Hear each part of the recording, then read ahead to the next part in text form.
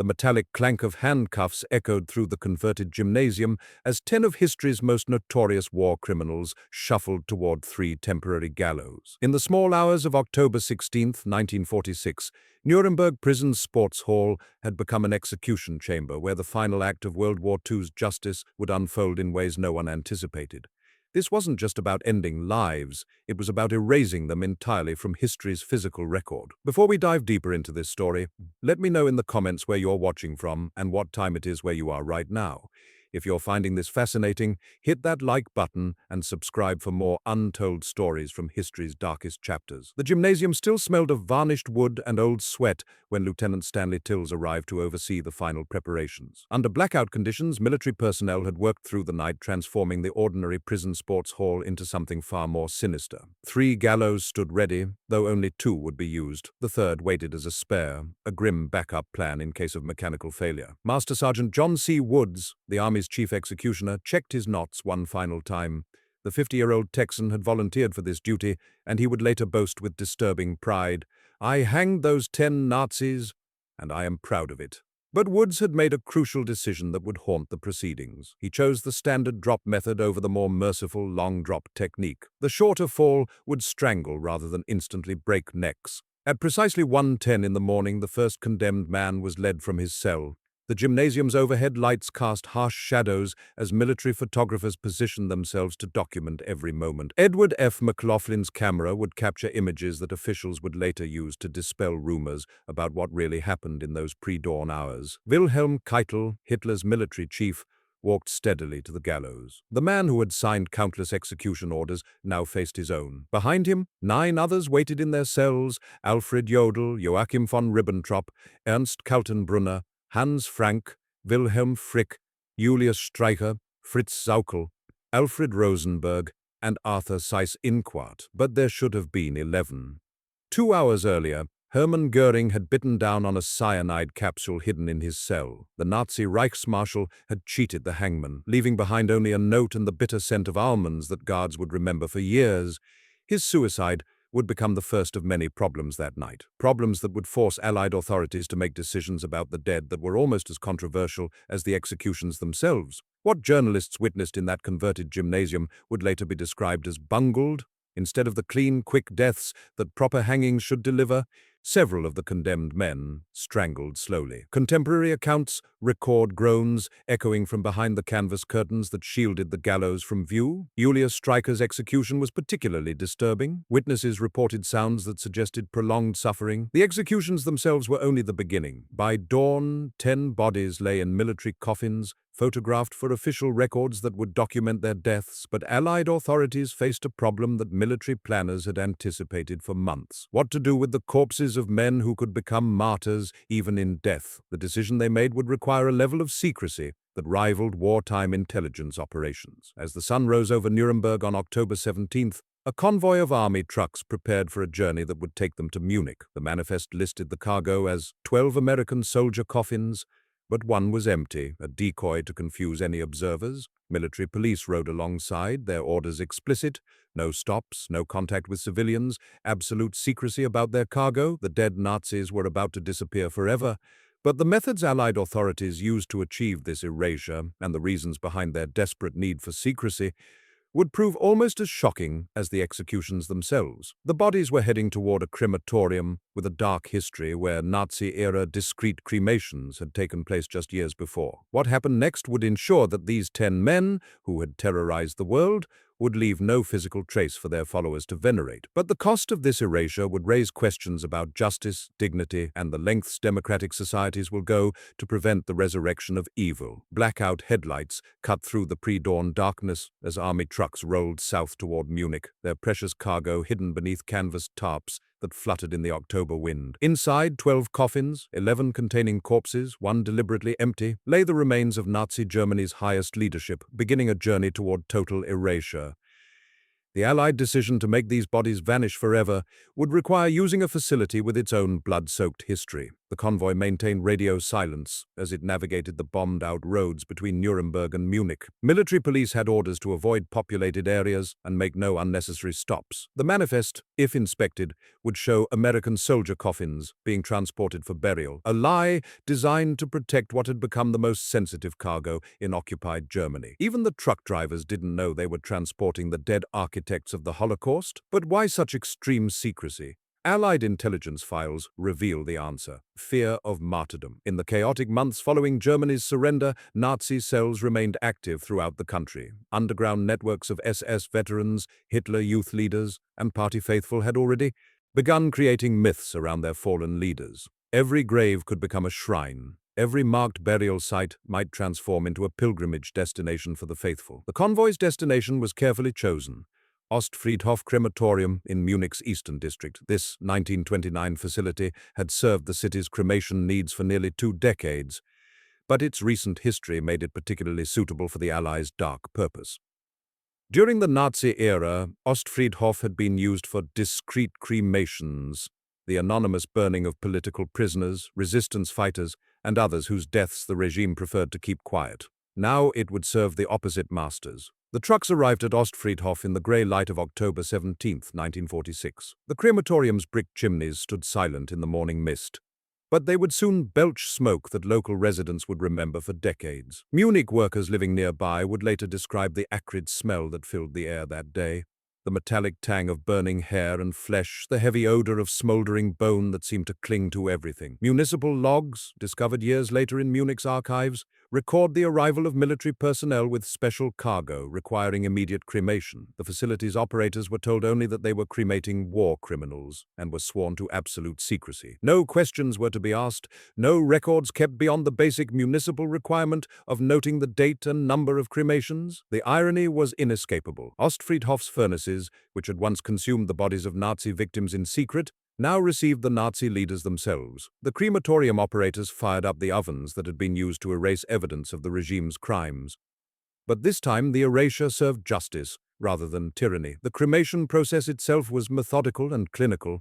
Each body was processed individually, with military personnel supervising every step. The furnaces, designed for civilian use, weren't built for mass cremation. Each body required several hours to reduce completely to ash. Smoke rose steadily from the chimneys throughout the day, visible to anyone in the surrounding neighborhood who cared to look up. But what were the crematorium workers thinking as they fed these particular corpses into the flames? Decades later, some would speak quietly about that day. They described following orders without question, maintaining the same professional detachment they brought to any cremation. Yet they also recalled an unusual tension in the air, a sense that they were participating in something historically significant, even if they didn't fully understand what. One worker, speaking anonymously in the 1970s, remembered the smell. It was different from our usual cremations, heavier, more chemical. We didn't know who these people were, but we could tell they were important from how the Americans watched everything. The ashes themselves presented the final challenge. Military protocol demanded that no trace remain that could be recovered, collected, or venerated. The solution was both practical and symbolic: the Isar River, which flowed just miles from the crematorium through the heart of Munich and onward to the Danube basin. On the evening of October 17th, under cover of darkness, Allied personnel transported the ashes to a predetermined location along the Isar's banks. Municipal records and contemporary wire reports confirm that the ashes of 10 of history's most notorious criminals were scattered into the flowing water, where current and time would disperse them beyond any hope of recovery. The river carried away the last physical traces of men who had commanded armies, signed death warrants for millions, and nearly conquered Europe. Their ashes mixed with the water that flowed past Munich's beer gardens and family homes, past farmlands and forests, eventually reaching the Black Sea hundreds of miles away. The symbolism was intentional. Water disperses everything, leaves no markers, creates no focal points for future pilgrimage. But the Allies' careful plans were about to face an unexpected test. Even as the ashes disappeared into the Isar's current, rumors were already spreading through Munich's streets. People had seen the trucks, smelled the smoke, noticed the unusual military activity around Ostfriedhof. In a city where gossip traveled faster than official news, It wouldn't be long before someone connected the dots. What happened when those rumors reached the wrong ears would determine whether the elaborate secrecy had been worth the effort, or whether the Allies had simply created a different kind of problem entirely. The first whispers began in Munich's bread lines 3 days after the cremation, when a bakery worker mentioned the strange smoke he'd seen rising from Ostfriedhof's chimneys. By the end of October 1946, those whispers had transformed into dangerous speculation that threatened to unravel the Allies' carefully orchestrated erasure. The battle to control the narrative of Nazi leadership's final fate had only just begun. Munich, in late 1946, was a city of ruins and rumors. In bombed-out neighborhoods where families huddled around makeshift stoves, gossip traveled faster than official news. The unusual military convoy, the all-day cremation, the acrid smell that lingered for hours, each detail became currency in the underground economy of information that flourished in occupied Germany. Workers at Ostfriedhof, sworn to secrecy, couldn't resist sharing fragments with trusted friends. A laborer mentioned important bodies to his wife. A crematorium operator described heavy American supervision to his drinking companions. Within weeks, these fragments had assembled into a recognizable picture. The executed Nazi leaders hadn't been buried. They'd been burned and scattered. But rumors bred counter-rumors. Some whispered that the bodies had been secretly preserved for medical experiments. Others claimed the executions themselves were fake, that the war criminals had been spirited away to safety. The most persistent theory suggested that loyal Nazis had somehow recovered the ashes from the Isar River, secretly collecting them for future burial in a hidden shrine. Allied intelligence officers, monitoring these conversations through informants and wiretaps, realized they faced an unexpected problem. The secrecy meant to prevent martyrdom was creating conspiracy theories that might prove even more dangerous than marked graves. Truth became the antidote. In November 1946, Allied authorities made a calculated decision to release carefully controlled information about the disposal process. Military photographers' images of the corpses were shared with select journalists, proving the executions had actually occurred. Municipal records from Ostfriedhof were declassified to confirm the cremations. Transport manifests, with sensitive details redacted, showed the timeline of the body's journey from Nuremberg to Munich. The evidence was overwhelming, but it raised new questions. Why such elaborate secrecy? Why cremate rather than bury? Why scatter the ashes rather than maintain graves? The answers revealed the depth of Allied fears about post-war Germany's political stability. Intelligence files from late 1946 paint a picture of a country teetering on the edge of chaos. Secret Nazi cells operated in every major city, smuggling former SS officers to safety, distributing underground newspapers, and planning for the day when the occupation would end. These networks actively sought symbols around which to rebuild their movement. A grave marker with Heinrich Himmler's name might draw a dozen followers. A monument to Rudolf Hess could attract hundreds, but a shrine containing the ashes of 10 executed Nazi leaders? That could become the focal point for a resurrection of the entire movement. The Allies had learned this lesson from history. Napoleon's tomb became a pilgrimage site that helped fuel his nephew's rise to power. Lenin's mausoleum served Soviet propaganda for decades. Even in defeat, great villains could become great symbols if their physical remains provided a focus for veneration. But the disposal policy created moral complications that haunted the soldiers involved. Contemporary memoirs and post-war interviews revealed deep ambivalence among the personnel who carried out these orders. They understood the necessity, but many struggled with the implications. One military policeman, speaking anonymously decades later, captured the ethical tension. We'd fought a war to preserve human dignity, and here we were disposing of bodies like garbage. I knew why we had to do it, but it still felt wrong somehow. Even evil men deserve burial.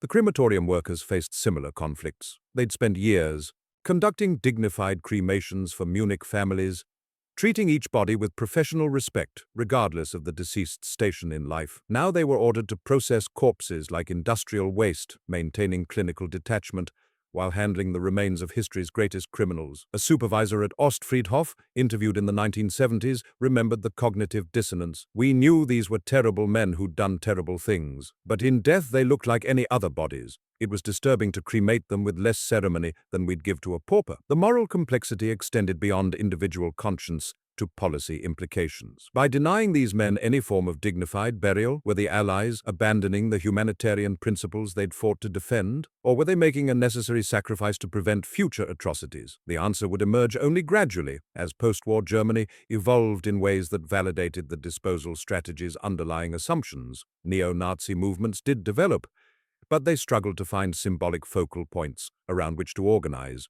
Without graves to visit or relics to venerate, they were forced to rely on abstract ideology rather than concrete symbols, but the success of this erasure would ultimately depend on one final element, time itself, and whether future generations would remember the lessons of Nuremberg clearly enough to prevent history's darkest chapters from repeating. The real test lay ahead, in the decades when memory would fade and new generations would question whether such extreme measures had ever been necessary. 60 years later, a small plaque in Nuremberg's Palace of Justice marked the site where international law was forever changed. But nowhere in Germany could anyone find a single grave, monument, or physical trace of the 10 men who died there. The Allied strategy of total erasure had succeeded beyond all expectations, but at a cost that historians are still calculating today. The question wasn't whether the policy worked, but whether democracy can survive the precedents it sets in its darkest hours. By 1950, the wisdom of the disposal decision had become apparent. Across Germany, neo-Nazi cells struggled to gain traction without symbolic focal points around which to organize. They printed underground newspapers featuring Hitler's portrait, distributed banned literature, and held secret meetings in basements and forests. But they lacked what every successful extremist movement requires: sacred ground. Without graves to visit, ashes to venerate, or relics to display, these groups found themselves fighting abstract battles rather than conducting concrete pilgrimages. The psychological power of martyrdom requires physical anchors, places where the faithful can gather, objects they can touch, symbols they can see. The Allied cremation and scattering had denied them all three. The contrast with other Nazi figures proved the policy's effectiveness. Rudolf Hess, Hitler's deputy, who had been sentenced to life imprisonment rather than death, became a cause célèbre for extremist groups precisely because he remained alive and imprisoned in Spandau. For decades, neo-Nazis organized protests demanding his release, turning him into a living symbol of their movement. When Hess finally died by suicide in 1987, Allied authorities immediately cremated his body and scattered the ashes to prevent his grave from becoming a shrine. They had learned the lesson of Nuremberg, but the policy's success came with unintended consequences that revealed the complexity of historical memory. By erasing all physical traces of these men, the Allies had also eliminated potential teaching tools for future generations. Museums couldn't display artifacts from their final days. Historians couldn't conduct pilgrimages to their graves to reflect on the consequences of evil. Students couldn't visit burial sites to contemplate the human cost of hatred. The erasure was so complete that by the 1980s, Holocaust deniers began claiming the executed Nazi leaders had never existed at all. Without graves to point to, without relics to examine, without any physical evidence of their final fate, conspiracy theorists found fertile ground for their lies. The very success of the disposal policy became ammunition for those who sought to deny historical reality. Dr. Arnold Kramer, the historian who spent decades researching Nazi prisoner experiences, identified this as the documentation paradox. In his 1995 study, he wrote, "The Allies were so successful at preventing martyrdom that they inadvertently enabled myth-making of a different kind. Absence of evidence became evidence of absence in the minds of those determined to rewrite history. Yet the policy held. Through the Cold War, German reunification, and the rise of modern extremist movements, no major neo-Nazi organization managed to create a pilgrimage site around the executed leaders. They were forced to focus on Hitler's bunker ruins in Berlin or the abandoned rally grounds in Nuremberg, places associated with Nazi power rather than Nazi martyrdom. The human cost of the disposal decision remained harder to measure. Families of the executed men, wives, children, grandchildren who bore no responsibility for their relatives' crimes, were denied the basic human right to mourn at a grave. They couldn't visit a burial site, leave flowers, or find closure through traditional rituals of grief. Margot Frank, the daughter-in-law of executed Nazi governor Hans Frank, spoke publicly about this burden in a 1988 interview. "I understand why they did it. I even agree it was necessary, but it doesn't make the loss easier to bear. Evil men can still be fathers and husbands. Their families grieve too, even when they're ashamed of what their loved ones did." This tension between collective security and individual humanity reflected broader questions about justice in democratic societies. How far should civilized nations go to prevent the resurrection of evil? What rights do the families of war criminals retain? Can erasure ever be complete enough to prevent martyrdom without also erasing the lessons history demands we remember? The answers emerged gradually through policy precedents established over subsequent decades.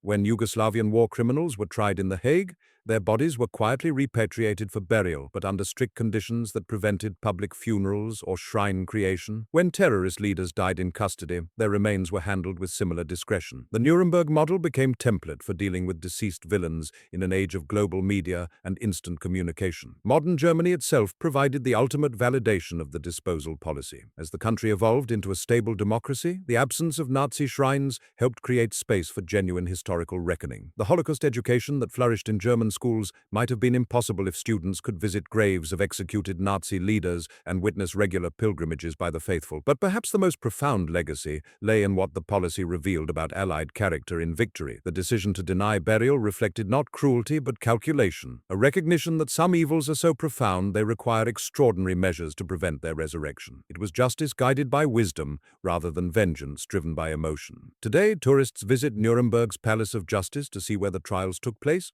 They can examine transcripts, view photographs, and listen to recordings of the proceedings. They can walk through museum exhibits that document every aspect of the Nazi regime's crimes and punishment. But they cannot visit any grave, touch any relic, or stand at any monument that might transform criminals into martyrs. The 10 bodies that disappeared into Munich's crematorium flames became history's most successful erasure. Proof that sometimes the greatest victory over evil lies not in remembering everything, but in forgetting precisely the right things. Their complete disappearance ensured that the only monuments to their lives would be the museums documenting their crimes, the textbooks teaching their failures, and the institutions built to prevent their like from rising again. In the end, that was exactly what justice required.